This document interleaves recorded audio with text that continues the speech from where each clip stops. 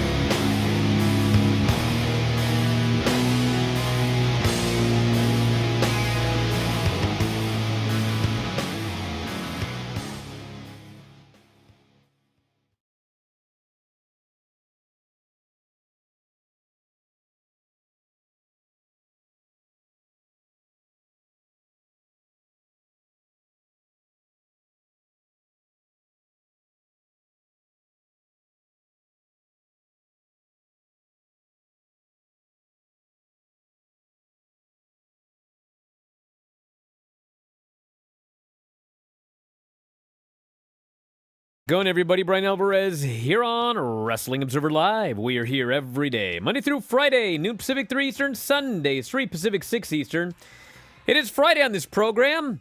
You know what that means? Well, you don't know what that means, because Fridays, we're adding a new segment on Friday afternoon. We used to do this segment all the time, but all this news happened, and Dave got really busy.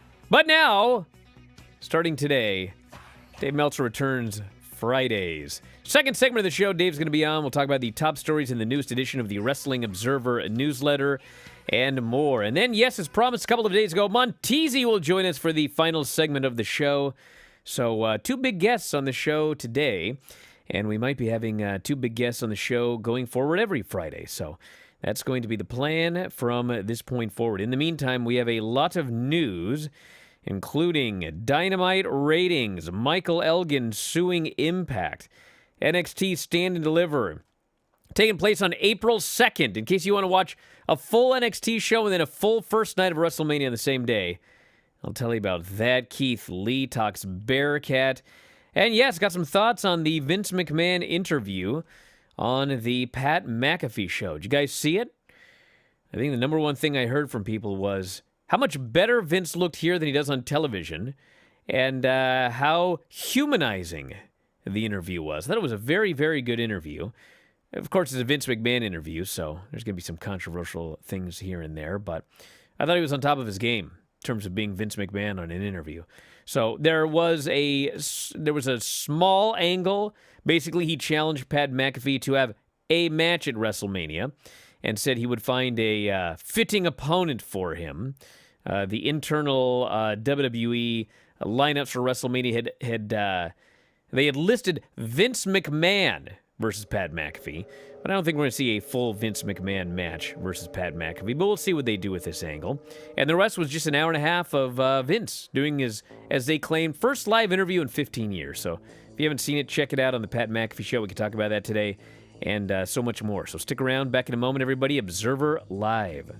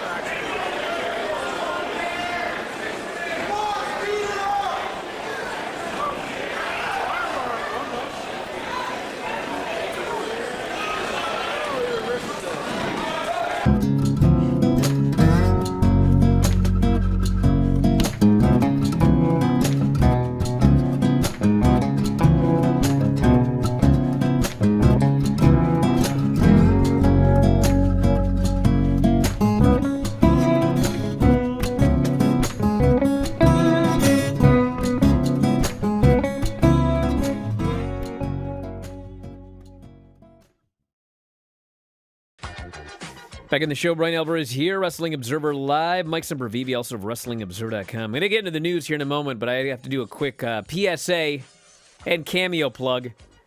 Somebody on YouTube said they hadn't got their Cameo yet, okay? I have one I haven't done. So if you happen to be that guy that I think it was sent in yesterday, if you're that guy, I'm going to get it done this afternoon.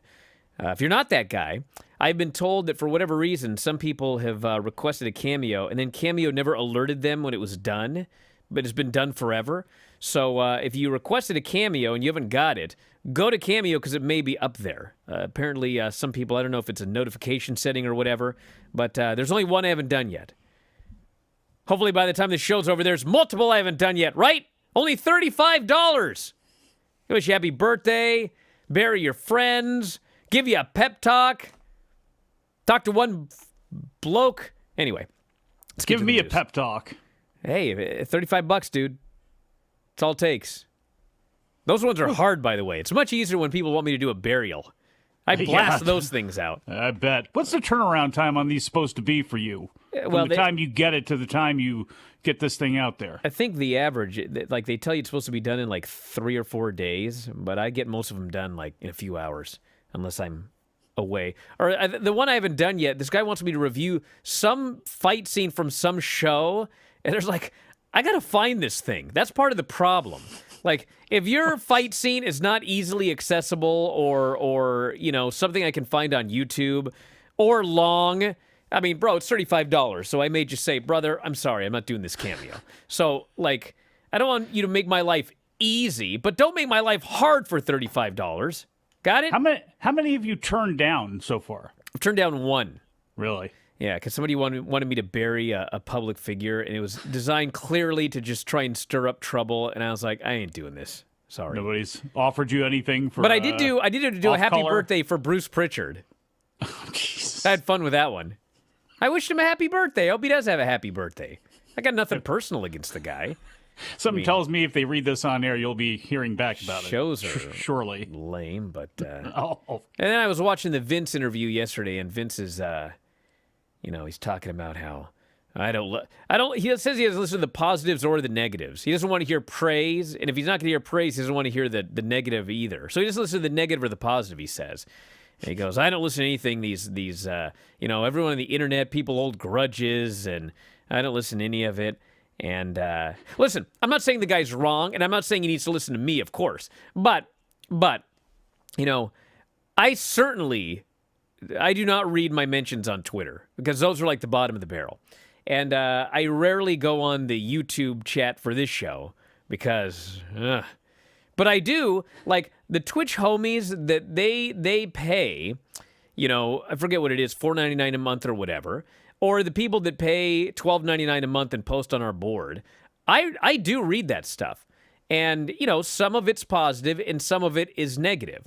And the one thing I have noted is, after you've done this for a while, you can really start to see the negative comments. You can really start to see the ones that are just like, this guy's an idiot and a troll. And you can also see the ones where it's negative, but the negative, it's like positive negative feedback, where you can listen to it and you go, you know what, this dude, you know, he doesn't like me, or he didn't like this show, or he didn't like this segment, but you know what? He's right. So I'm not one of those people that says, you know, don't listen to anything. Don't listen to the positive or the negative. I think that, you know, if you've you know, been exposed to the positive and negative for a long time, you can start to weed out what's just some idiot troll and what's a person that, you know, they're a fan and they pay, and for the most part they like it, but there's something they don't like, and there's something you can learn from it. Which, speaking of, by the way, Vince goes, well, I've made a lot of mistakes that I've learned from. And I was like, where am I for this interview? Because I'd like to say name one. I see a lot of mistakes that they just make over and over and over and over again. I could talk about this interview for an hour, but I don't want to waste everyone's time. But we did talk about Saudi Arabia. You know what he said about Saudi Arabia? What's that? He goes, the Saudi people are just like any other people. And it's very interesting when he said that, because he also had another line where he goes, my job was much harder before we went public. Because before we went public, I had to fire somebody, and then, you realize that their mother has cancer, or, you feel for these people in your heart. But then you go public, and it's all business. And there's like a brief shot of Pat McAfee's face, and I think he was trying not to sell this comment, but there was just a brief shot, and I was reading his mind. But I just thought, you know what? You're right. When you go public, you are beholden to your shareholders. But that certainly doesn't mean you can't have a heart. You don't have to go public and then say that all these people you fired were dead weight. And I was thinking about the Saudi Arabia thing, and he's right. It's if you want to look at the Saudi Arabia thing, and you want to literally turn a blind eye to all of the humanitarian issues in Saudi Arabia and just think, you know what? These fans are just like any other fans anywhere around the world, and they deserve a live WWE show.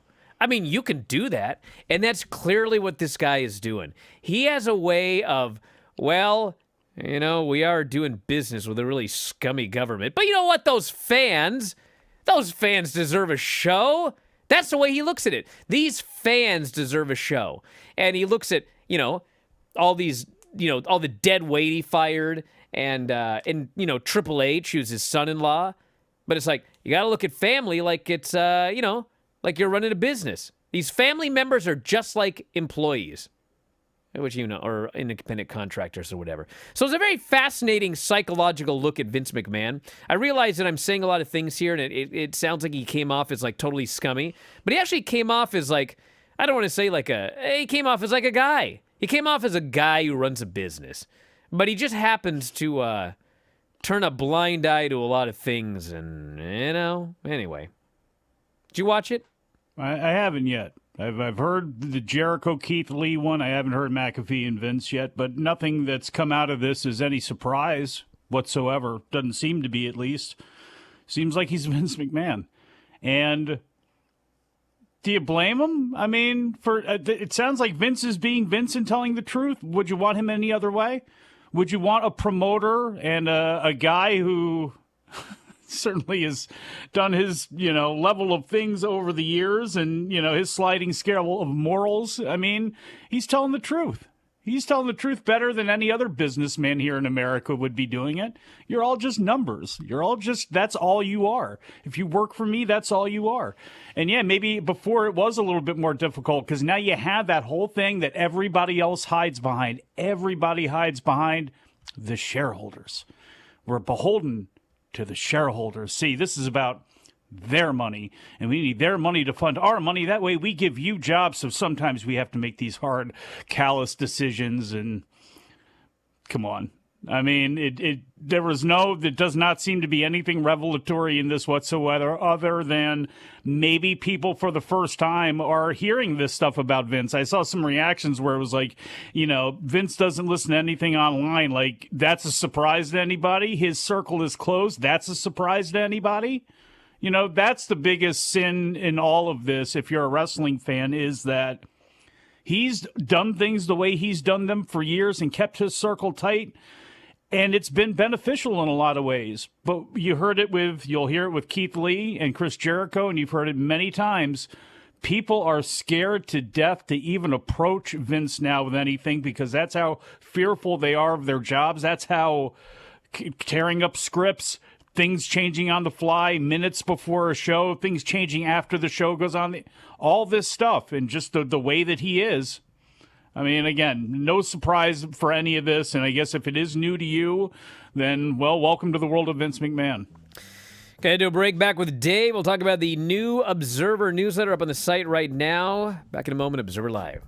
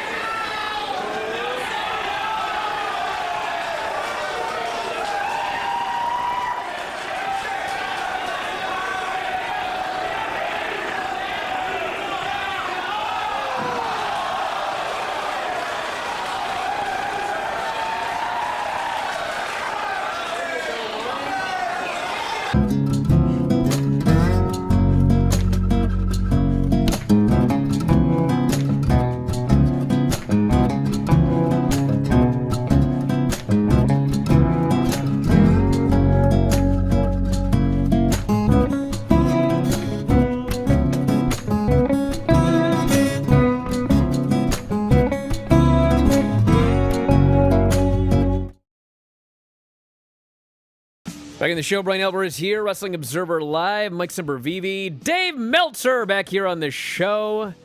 Hey. Yeah, we got a lot to talk about. New Observer's out right now, WrestlingObserver.com. Just went up this morning.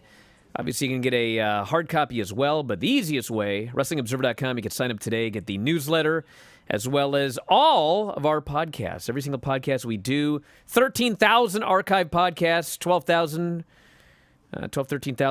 But anyway, Dave, the New Observer, top story, Ring of Honor, and AEW's Tony Khan's actually purchase of Ring of Honor. And do we know anything new about what the plans are? No, I don't know anything new about Tony Khan's plans, but hopefully we'll hear about that in the next couple of days. But yeah, the story has a lot about a lot of history stuff as far as like similar purchases, similar deals when it comes to pro wrestling going back the last 40 plus years, UFC's purchases of different organizations and how it transpired, why, and the results. And also, you know, about WWE's talks in the past of purchasing Ring of Honor, including being in negotiations right at the same time with AEW when Sinclair was looking to dump the thing. So, yeah, we got a lot of details on all that stuff. Okay, so we have talked many times about the most famous, I think, being the WCW invasion after WWF bought WCW, and then it was like 9 months they tanked that thing into oblivion. Yes. What would you say would be the most successful purchase of another company and then integration into the existing company? UFC and WEC. That would be the most successful. And I'll tell you why. Yeah, because they had several years before they integrated it. And the reason, and the other one that will end up being successful is Bushiroad purchasing Stardom. And the reason is because the second company was completely different from the first company. If you were both doing professional wrestling, the more popular company, it makes more sense to market the more popular company and not market the secondary company, because you're just not wasting money, but you're not maximizing your revenue.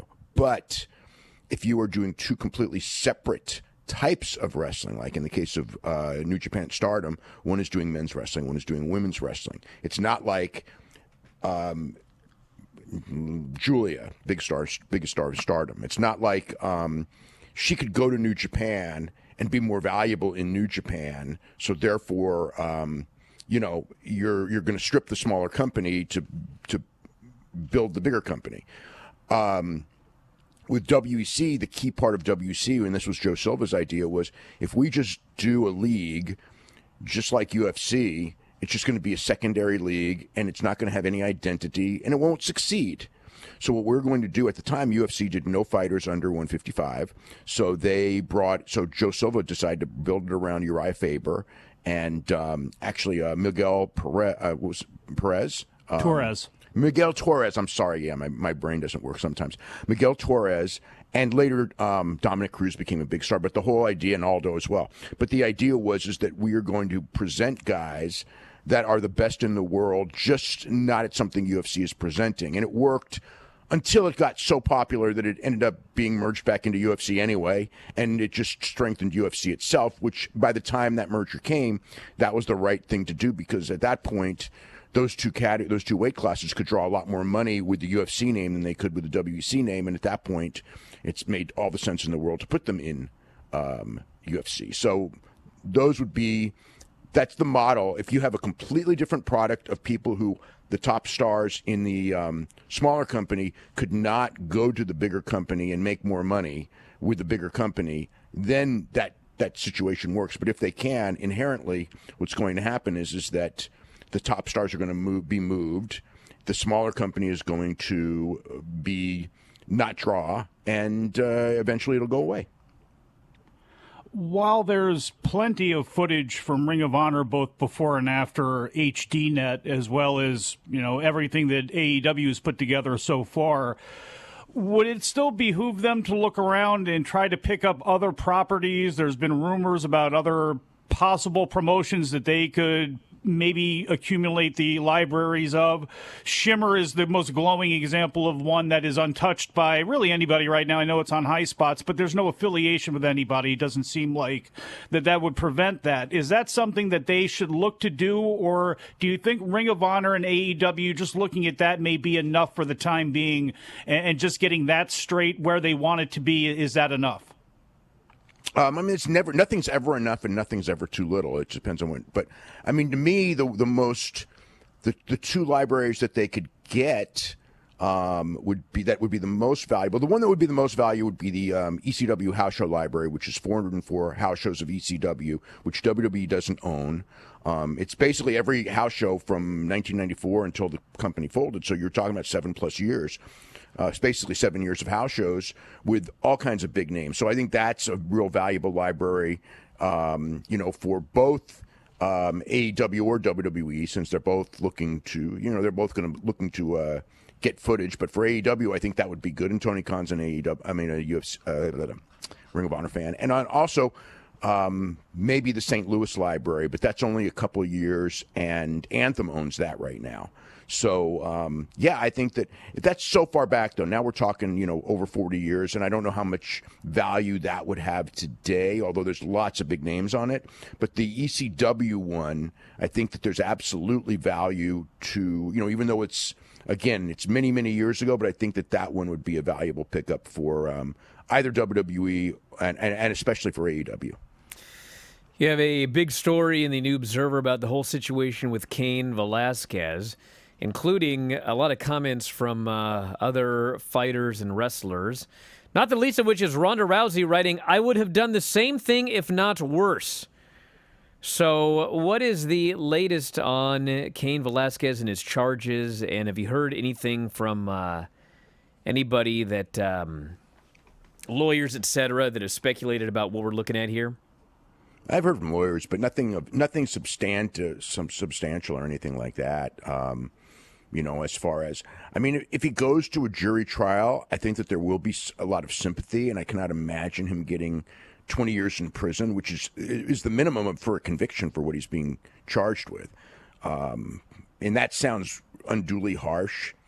I don't know that he would get there's too many different things to really know, but it's a bad situation. But I think that he's being arraigned on Monday, and there'll be more, and hopefully he'll be let out on bail. And there's a protection order, where he can't get anywhere near those, the Ghilardi family. So, and he better not violate that. But I guess that's the latest.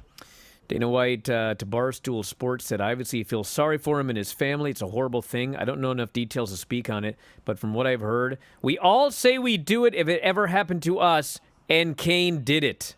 Which is, in fact, exactly, sometimes Dana's not exactly, but that is true. Everyone says they do it. Everyone says it. That's true. Yeah. But there's a reason you don't do it. Well, that's the point of the whole story, but yeah. Look, if there was only one guy in the car, it'd be one thing, but there were three, and two of them were innocent, and I think that's the thing that I can't get around, and I know some people can. I can't, and this is from someone who, likes the guy, talks to the guy and everything, but, there were innocent people in that car.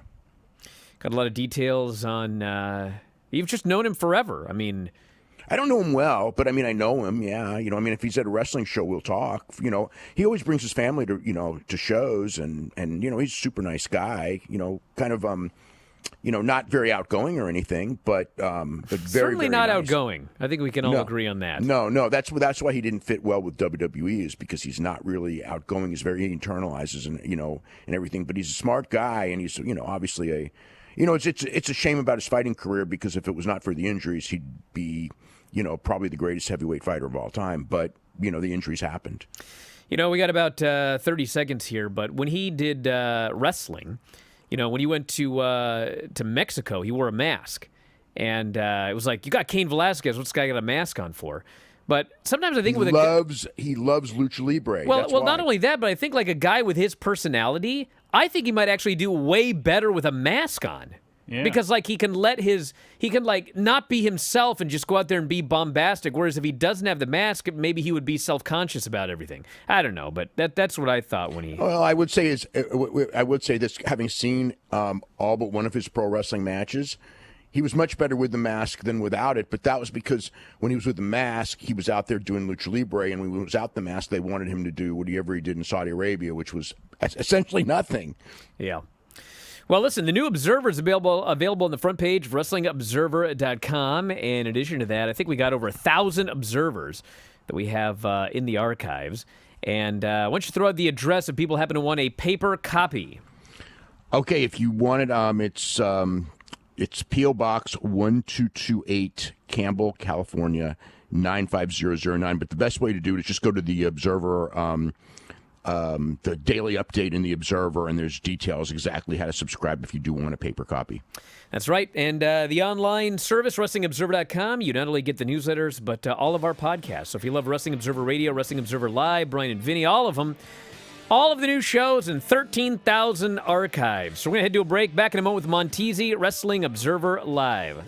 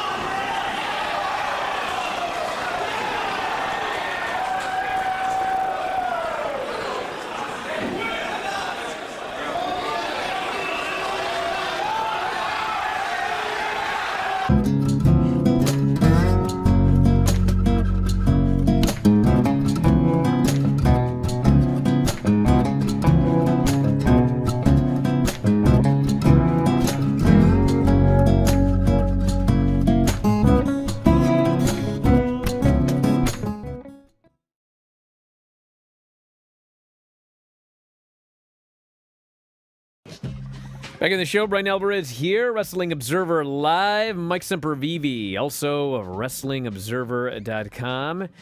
And it's a miracle. We got Montezi on the show here today. Hey, what's happening? What is going on, everybody? I am glad to be here after our technical difficulty day. I am in the building. I am finally here, brother. Yeah, I know that a lot of you have, you lived through a pandemic, and so you've been on Zoom for the past couple of years, and you probably hate Zoom for that reason.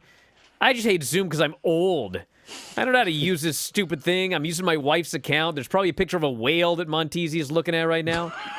But you know what? We did it. We got him here. So you're admitting it was your fault, boss Of man. course it was my fault. It's always my fault. Yeah, it is. Montezi, what's coming up tomorrow? Oh, man, we have the showcase of showcases, man, for, wrestling music, man. We have the AEW first ever live show at the AEW music show at the venue at UCF Saturday, tomorrow, after Fan Fest. Make sure you guys get your tickets at AEWTix.com.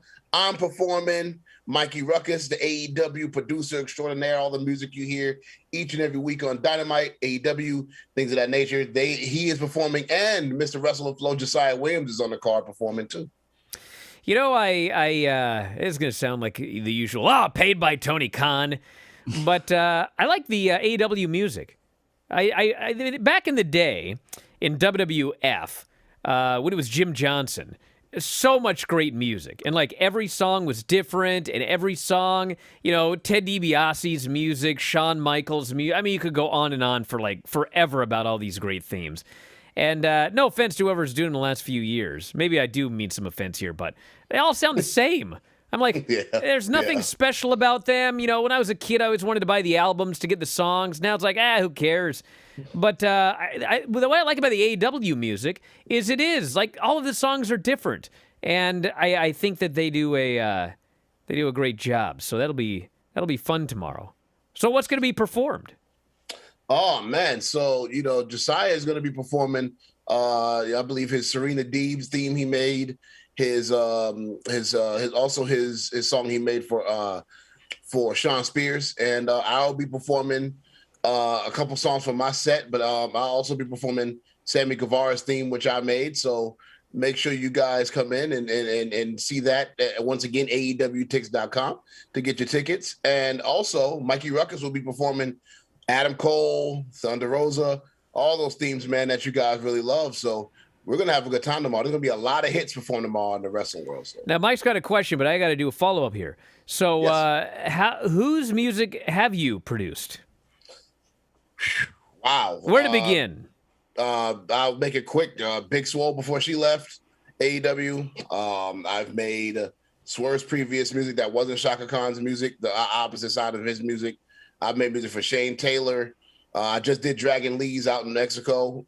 He's about to debut it. Just did Dragon Lee's, the one he's about to debut. You guys are about to hear. I did that. Man, I've done themes for so many guys, man, over the years. The most I've made for is ROH. ROH, that's my most of my resume is. But I've hit WWE. I've hit everywhere, man. Hit everywhere.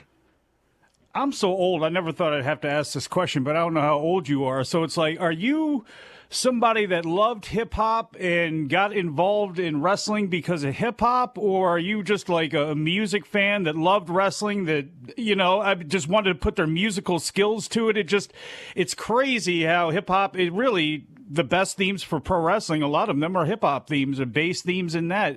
How did you get to this point? How did you get into wrestling and meeting these people and creating their music for them? Oh, well, I started in 2014. I made a random song for Roman Reigns, just a random hip hop song. It went viral before we knew what viral meant. And that shows how long I've been in the game. But, it has been, I've always been a hip hop fan. I was another fan that bought all the WWF CDs, Aggression, Forcible Entry, Volume 4 or 5. I was a regular fan. And then one day I just randomly wrote a song about a wrestler. And I just said, you know what? it'd be smart business for me to continue to do this. So I went all over the indies. I've met Bryan on several occasions at Defy shows, and we just traveled the world. I traveled the world, made music for everybody and their mother if they wanted a theme. I just did it the hard-earned way. I just put. How about their grandmothers? Because I got one. Oh, you got one? Yeah. If your grandmother wants one, holler at me, man. Yeah, she's 92. I think we could do some good hip hop for her. That's right. Hit me up, Bryan. I got you. Do you have bars that rhyme with Wendy's Frosty? Oh, get out of here, Mike. Well, it's true. I did meet you at Defy, and Swerve was there before he'd gone to WWE. And we actually, in studio here, did a show. Yep, and then he goes to NXT, and they gave him, maybe I shouldn't call it a gimmick, but, he was a guy that did music. And, I watched it, and, the more they did, then there's a song. And I guess I really didn't know because he's got an album coming out now. Yes, we are working on. We're about to release our third album together.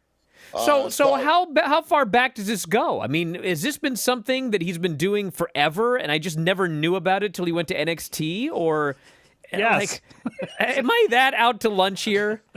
No, man. That's my best friend. So he picked up the talent from me. I'm his mentor. So he picked up the talent from me. We started doing music together. He learned like anybody else from me helping him do it to him doing it by himself. And we've been focused. We've been doing this for 3 years now. So we're on our third project together. And it's been amazing. It comes out on the 18th. It's called Tears. Make sure you guys go on all distributed platforms and get that album. We have some great music coming. So it's something he picked up, and I call him the most gifted dude I know because he picked it up very, very fast. I never seen somebody pick up music that fast for never doing it. So very gifted dude. Well, I'm proud of him. Was he a writer before this, or far as like was any freestyles, anything? Nope, or was nothing, this Mike. All, See, I'm not out to lunch. New. Nope. This is all. Dude, how you think I feel sitting there watching this happen, seeing somebody who never rapped in their life, and then like two weeks later he just picks it up. I'm like, this is different. I've never been around anybody like this that's picked this up like this. This man. Well, how did his NXT deal? Obviously, I don't know what a WWE 360 deal would look like, but I mean, how did you play a part in anything that they were doing there, or were you able to play a part in anything that they were doing there with WWE? How they do things? As far as with the E, well, yes. There was different things that opportunities that I would get, I would be told to get my input on, or things that they would, run by me as far as the group, or, as far as Swerve himself, and I'd give my opinion. But a lot of that was them. They did all that themselves. Swerve would hit me up if there was any ideas he would want to ask me, but a lot of that was them, man. That was all Hit Row, man. And I just was like the goal. I was like the imaginary manager of the team. So, it's great. It's great to see that. But that's all them, man. All them four that's all their creative juices. I was just there if they needed me behind the scenes, man.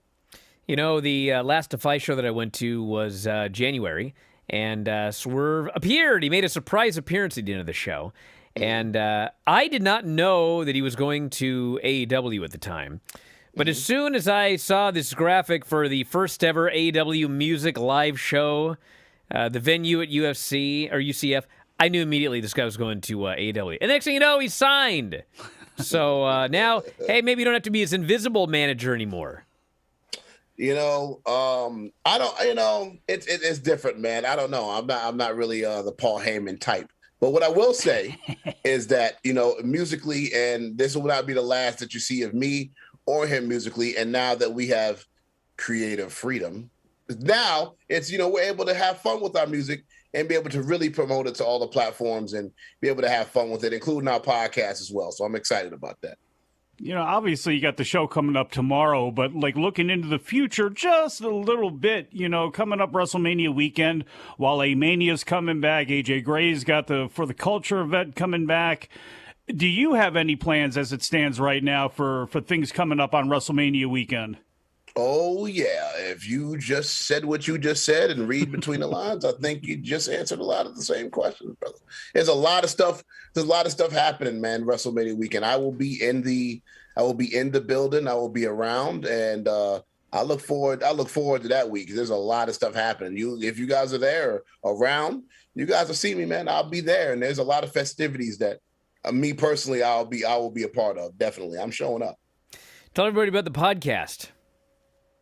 Yes, the Swerve City podcast. I can announce that our next guest. So we have different guests that we're bringing on, different people. We've brought in R&B superstars to, once again, wrestling legends to video gamers. Everything we've had on. We're back in action. We're shooting about 2 episodes a month right now. YouTube.com/Swerve City podcast with me and my brother Swerve. We are all over the world, man. We have very special guests coming up, lined up, that we're going to surprise you guys with. And man, we've been at it 4 years. We started on the Beanbag on Instagram Live together, 2 beanbags, and now we got a studio. So we're just building this episode by episode, man. And we appreciate all the support. Trying to get these subscribers up. We're at 11,000. Let's make that 11 million, and we'll keep moving. So make sure you guys tune in to youtube.com/Swerve City podcast once again to subscribe to our channel. I don't know how old you are, TZ, but we grew up doing the same things, buying those old, CDs with all that music. And did you ever want to be a wrestler? You ever do that backyard wrestling gimmick? No, I never did, man. I knew my limitations, man. Wow. I'm 33, by the way. I know. I am too. What a coincidence. So, I actually, never did it. It never. I kind of knew my role, man. I'd watch it, and I played a little bit of football. So when I played running back and tight end, when I got hit, I didn't like the pain of getting hit, so I kind of stopped playing football. Oh, yeah. I didn't like the pain. So it was the same thing. I knew it was going to be painful, and I was like, my tolerance of pain for certain things is high, but wrestling, nah, that's not me, man. People have asked me though to try stuff. I was like, I'm good. What's funny is, we're 2 peas in a pod here, Montezi, because I've heard people say, "Oh, I love the pain, I love the contact," and I was always one of those guys. I don't want to feel pain. It hurts. It hurts, man. Who wants to feel pain? What's wrong with these people? I don't know. I liked it. Yeah, I can tell. You're a fan of pain. There was a natural thing that soreness, the good soreness you have after a game or a work, especially when you win. It only hurt when you lost. I'm with you, Montezi. I couldn't do it, man. I couldn't do it, brother. I'm good, man. I try. I see my friends do it. A lot of my friends I've grown over these years to learn the professional wrestlers. A lot of my brothers and sisters, I give them the best of luck, man. I couldn't do it, man. Football was enough for me. I was tired. Well, who do you like? Who do you like out there? But obviously, besides Swerve. But what, as a fan, what has always popped you and excites you seeing in the ring? Man, I'm the biggest Darby Allin guy, man. I love him. I like the mysterious mystique type characters. I'm a big Darby Allin guy. I like who else am I a big fan of? I like Jungle Boy. I like Moxley. I'm a big fan of I actually a big fan of the Bucks. I like a lot of teams, man. I like a lot of wrestling now. As far as the E, Reigns is my guy. Obviously, that's who they got me in the game. So the NOI family I will always show love to them. So Roman, big fan of him. Big fan. I love the new Brock. The new Brock, I love it. This guy is awesome. He's the greatest. He's the greatest, man. He's the most entertaining thing. Him and Reigns are the 2 most entertaining things on that side of television to me right now. Is them two. I enjoy it. But well, hey, stand by, hold that thought. We'll be back in just a moment, everybody. Wrestling Observer Live.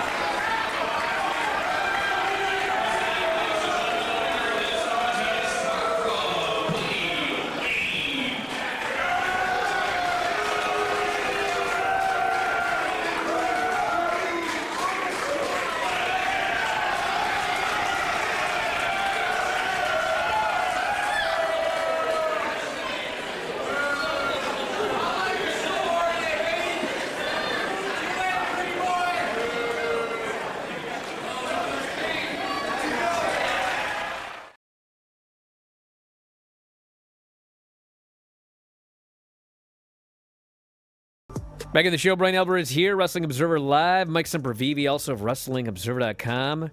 Our new co-host, Montezi. Holy smokes.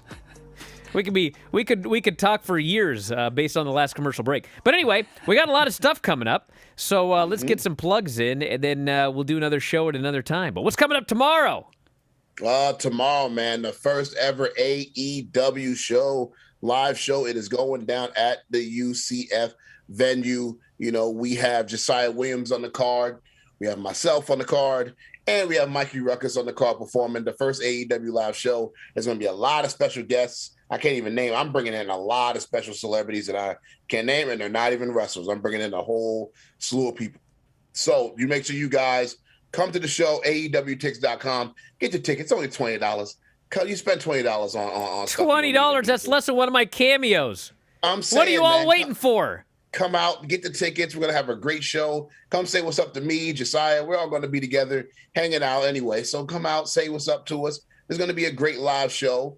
And we're going to go put on a performance of a lifetime. I have a live DJ, so I got a live DJ with me. So it's going to be spinning and all that. We're going to have fun. Make sure you guys come out and tune in. And also, me and Swerve's new album, the 18th, is called Tears. It will be out this month. It will be out in actually 10 days, actually. No, 12 days. So make sure you guys come out and show love to us and everything that we have going on. It's a great album. It's a great project. Once again, it will be Spotify, iTunes, all digital platforms. We have a music video dropping that day as well. So, you know, it's content for days. Make sure you follow the YouTube channel for the podcast, youtube.com/World City Podcast. Music videos, my videos. And also, I am debuting a song Saturday, lastly, with the great R&B legend, platinum selling rapper and singer, Music Soul Child. The song's called Pressure. So I have a platinum selling artist on a wrestling record with me. So Holy that is other smokes. great news. Well, That's listen, awesome. yeah, we are totally out of time. But hey, TZ Jones on Twitter at TZ Jones. I've also retweeted it at Bryan Alvarez, so check it out. We'll have Montezi back again someday. Thanks so much for doing the show. We are out of time. We'll talk to you next time. Wrestling Observer Live.